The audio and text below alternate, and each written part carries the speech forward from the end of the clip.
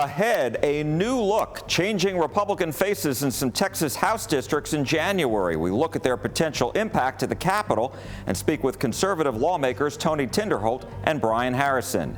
Key to victory, State Representative Julie Johnson tells us how she defeated 9 other candidates in the crowded Democratic primary for the 32nd Congressional District. One-on-one, we speak with former Dallas Mayor Mike Rawlings about his role with No Labels, a centrist group that hopes to field candidates to run for the White House against President Joe Biden and former President Donald Trump. Good morning, I'm Jack Fink. Get your fix for Texas politics. Eye on Politics starts now.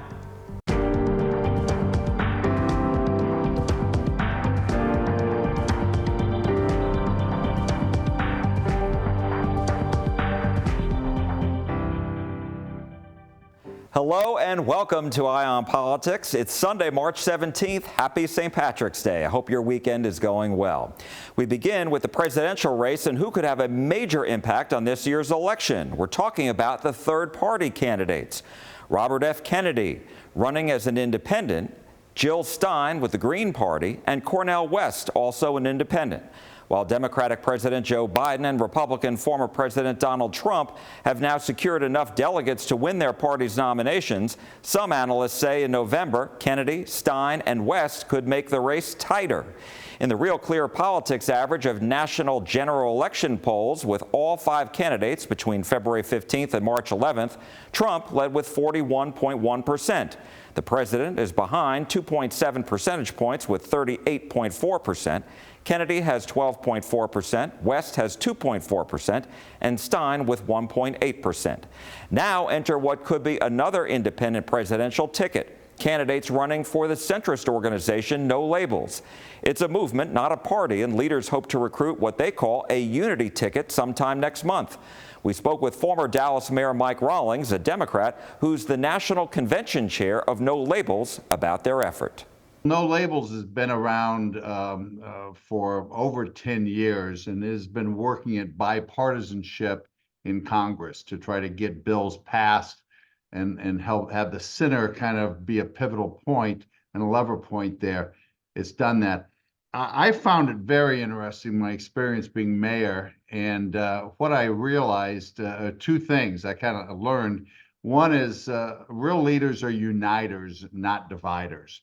And I find so many politicians now are about dividing this country versus uniting it. So that's my litmus test when I look at politicians these days. The second thing I've realized is how dissatisfied America is right now in the political situation. This political duopoly is not serving them. They realize that, and they're very, very upset about it. 70% don't want a rematch that we're seeing. You've got 20% on either end of the spectrum, on the far left and the far right, and they're speaking for the common sense majority out there, and they're not happy.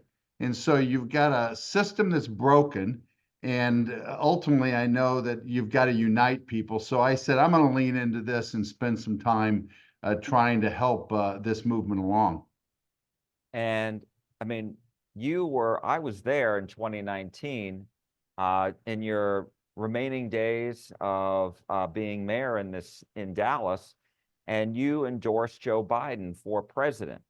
And so now to hear you really back a No Labels effort to get a third-party unity ticket might really seem strange to a lot of people. Well, look, at that moment, it was clear to me that now President Biden was the only person that could beat Donald Trump. And to me, that was my agenda. And I think he's done a good job in this. I think he did a good job in the State of the Union address. But what I realized, Jack, it's not about what I think. It's about the public. And the public wants another answer. They're very upset with this. It's obvious that Trump is what I call a runaway train on this, and the electoral college polling when you look at each of these states.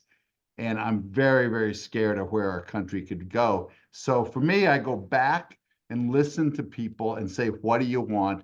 And they're calling and begging for another alternative. And so, what do you say to those in the Democratic Party, even the Republican Party, who believe that, your efforts, no labels, could very well play the spoiler? Well, we're not in this to be a spoiler. If we have a candidate, we see a clear pathway to victory.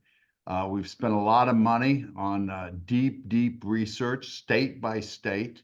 It would surprise you that Texas is very open to a third party. It's not just Trump automatically. And so we understand the pathway we've got to get to. We've got to find that individual, but we're not into to be a spoiler. No Labels has had a lot of challenges finding candidates who want to run on the No Labels party.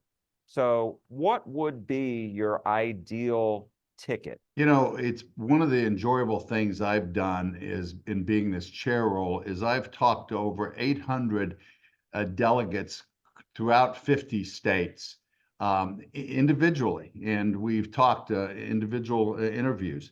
And here's what they're saying they want in a candidate.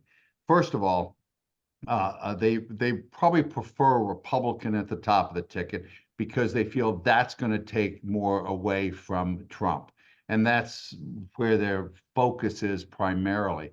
Second, they want somebody that is a uniter. I mentioned a uniter. Somebody that is not about doing politics the old way where everybody gets poked in the eye, but we bring people together with common sense solutions. That's a big phrase that they keep using on each of the issues that we have. And second, they would like to have a unity ticket, a Republican at the top, a Democrat as vice president, and demonstrate that it can be done. Rawlings told me that if they don't think they have a clear path to victory, they won't field candidates to run. They're on the ballot in 13 states already, he said, and that they're hoping to be on the ballot in 30 states, including Texas, in the next 2 months. Later this week, President Biden will be coming to Dallas. A source tells CBS News Texas the president will attend 2 private fundraisers in Big D and will then head to Houston for another fundraiser. Coming up, Democrat Julie Johnson tells us how she was able to defeat 9 other candidates and win the primary outright for the 32nd Congressional District. And later, we'll take a look at the likely new Republicans headed to the Texas House and the impact they could have at the Capitol. Eye on Politics. We'll be back in a moment.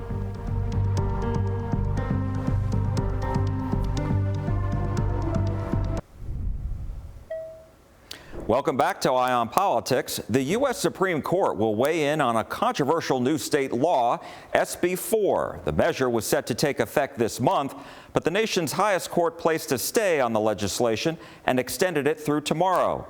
Our Ken Molestina explains what SB 4 would do in Texas if implemented. Typically, the federal government has jurisdiction in immigration cases, but as SB 4 aims to make crossings into Texas illegally a state crime, giving state and local law enforcement officials the go-ahead to arrest, jail, and prosecute illegal crossers. It would also allow state judges to handle these immigration cases.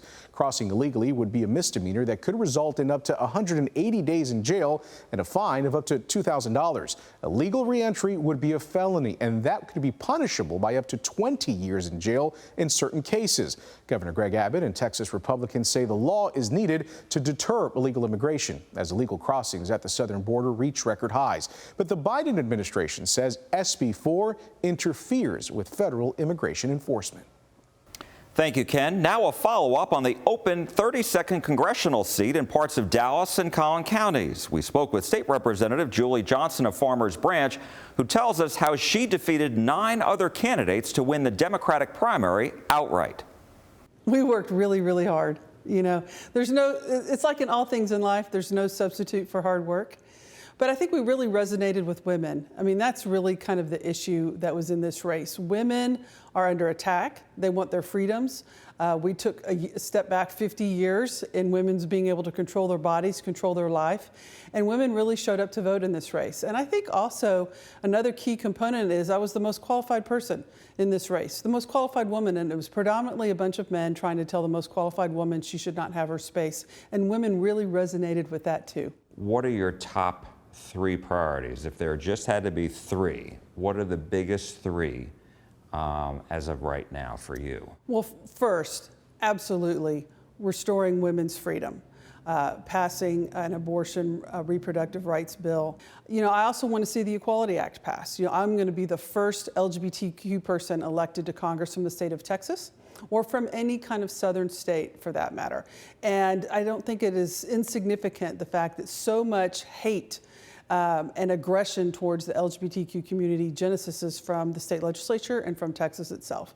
And so I really want to see the Equality Act passed. And then there are so many others that I think would be in that third spot. Addressing the border is clearly a priority for Texas. It's something we need to focus on. And then obviously we have to address health care access in Texas. We lead the nation in uninsured, we lead the nation in maternal mortality, we lead the nation in infant mortality, and we need to do better. So let's go down some of those priorities that you mentioned. As far as reproductive rights, are you talking about codifying Roe v. Wade? Yes. Or does it need to go further? I think there's about legislating, and it's about what can be passed. It's about being realistic about what can be achieved. You can't ever forget that, because I want to always talk about what we can get done. And I think codifying Roe v. Wade is the most likely path. And in Texas, if we could do that, we would help so many families, so many women. Wanted to ask you about border security. Do you support the bipartisan border security bill that was developed in the Senate, even though it was kind of rejected afterwards? I absolutely support that. I'm also very interested in seeing where Congresswoman Veronica Escobar's Dignity Act goes, because it also addresses the immigration crisis itself, not just border security. I do think you have to look at both. It's a comprehensive solution, not a one-sided. You have to put the whole plate on the table. But yes, I would have absolutely voted for that. It would provide critical funding for timely processing at the border, and that is one of the biggest problems that we have, is that people are coming to our border and it is taking years for them to get processed. And that is unacceptable. People who should be allowed, who need to be here, should be allowed in. People who don't need to be here need to not be allowed in. And it needs to be done quickly. And so we need a fair, fast, and final process. We don't have that right now. And I think the bipartisan border bill certainly goes a long way, but we need to give a legal pathway for dreamers. Coming up, we'll take a look at the likely new Republicans headed to the Texas House and the impact they could have at the Capitol. Eye on Politics. We'll be right back. Hope you stay with us.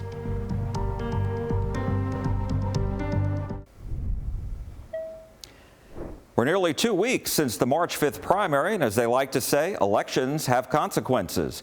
When the new legislative session of the Texas Capitol begins in January, there will be a new look in the Texas House. There could be as many as 9, possibly 10 new Republican lawmakers in North Texas alone. 4 challengers won their races. Mike Alcott defeated incumbent Glenn Rogers in the 60th House District in cities like Mineral Wells and Weatherford. In the 65th House District, which includes parts of Carrollton and Dallas, Mitch Little, one of Attorney General Ken Paxton's impeachment attorneys, beat incumbent Kronda Timish. In the 62nd House District, which includes Sherman and Denison, Shelley Luther, a salon owner who stood up against COVID restrictions in Dallas, defeated incumbent Reggie Smith. And in the 2nd House District, which includes Greenville and Sulphur Springs, Brent Money defeated Jill Dutton just weeks after she beat him in a special election for the seat.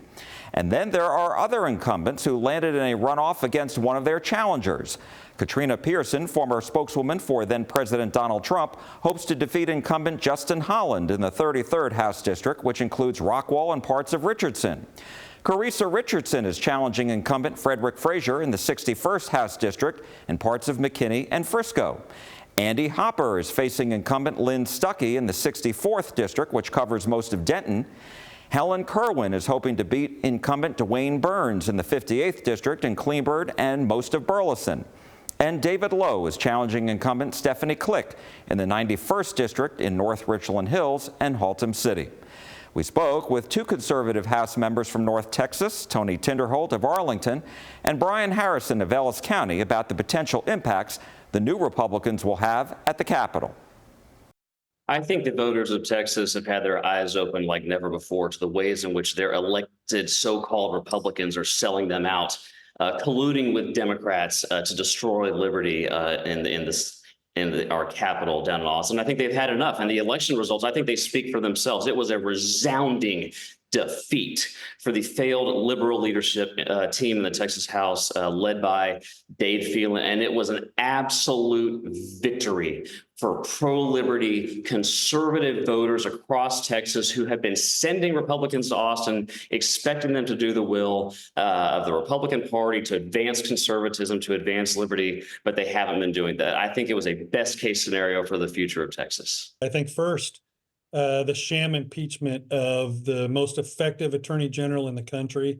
It was an absolute sham.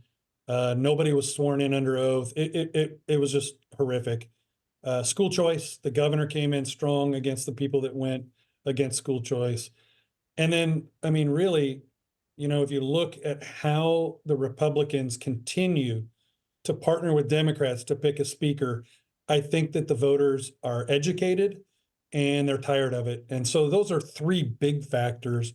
And then again, you know, Representative Harrison mentioned how they're selling them downstream. The Republicans are coming home telling people that they did all these great things when we did things that were partially good oftentimes that could have been significantly better had Democrats not been a part of leadership, basically watering down good Republican legislation. Voters are smart and they know it. We'd be remiss if we didn't mention and thank Governor Greg Abbott for his leadership, especially on the school choice issue. It's one of the very few Republican Party of Texas priorities. Over 30 states have already put parents in charge of their kids' education. Texas should have been leading in education freedom.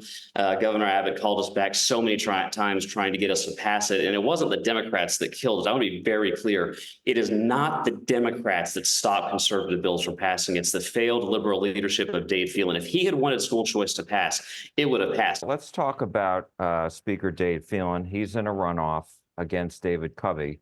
Do you think he's going to survive this, or do you think he's going to lose? And if so, why?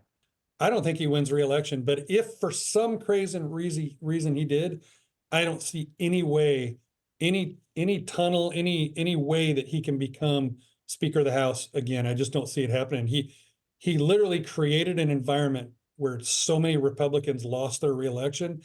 He did the proverbial cut his members up, which they use that against us all the time. Why are you cutting us up when we're trying to force them to do Republican things? He cut his members up bad by having them do the things that he did this time. Let's talk about, you know, what we could see in the next session starting in January. So if there are all these new faces in North Texas and elsewhere, Republicans, how is that going to impact as far as how a speaker is elected, whether they're going to be Democratic committee chairs, and as far as policies are concerned? We are going to start, and my goal is nothing less than the wholesale reform of the Texas House. We are going to make the Texas House Republican again. Gone are the days of Dade Phelan colluding with Democrats to put people who have 100% ratings with Planned Parenthood, people who support open borders, people who oppose the Second Amendment, putting them in charge of the Texas House. Gone are the days of letting a Barack Obama White House lawyer being the House parliamentarian where he can advance socialism and kill liberty. Gone are the days of putting radical Democrats in their positions as committee chairman. The people of Texas have spoken. They want leadership with an agenda for liberty. So it's not just the people that were elected that beat incumbents. I'm talking to other members in the Texas House. Look, we know they're calling all the members, but we are too. And we're talking to chairman, we're talking to vice chairman, we're talking to everybody that's a Republican right now. And I will tell you that I think that they're going to be surprised. The current leadership team is going to be surprised that it's not 10 or 12 people coming to the Capitol that want to reform and have the Texas House leadership follow the rules, enforce the rules, have parliamentarians that didn't work for the Obama administration that are mandating that bills, whether they're good or not. I think they're going to be surprised by the number of sitting reps, along with the new reps in January, that want new leadership, they want reform, and they want the House to operate the way that it's supposed to. Another candidate, Republican Barry Wernick, has requested a recount in the primary against incumbent Morgan Meyer for the 108th House District in Dallas and the Park Cities. Wernick lost by 523 votes in the March 5th primary. In a statement, he accused the Dallas County Elections Department of using software that wasn't lawfully certified. Wernick said he's not seeking to overturn the election results, but to expose any potential flaws. In a statement, a spokesman for the Dallas County Elections Department said, quote, "All voting equipment used by the Dallas County Elections Department is certified, and documentation exists of its certification starting from its purchase in 2019. We welcome a recount, confident that it will confirm the accuracy and integrity of the election." That's all for Eye on Politics this week. I'm Jack Fink. Thank you so much for watching. I am listening, and we are listening at CBS News Texas. Hope to see you again next week. And from all of us here, hope you have a great rest of your weekend.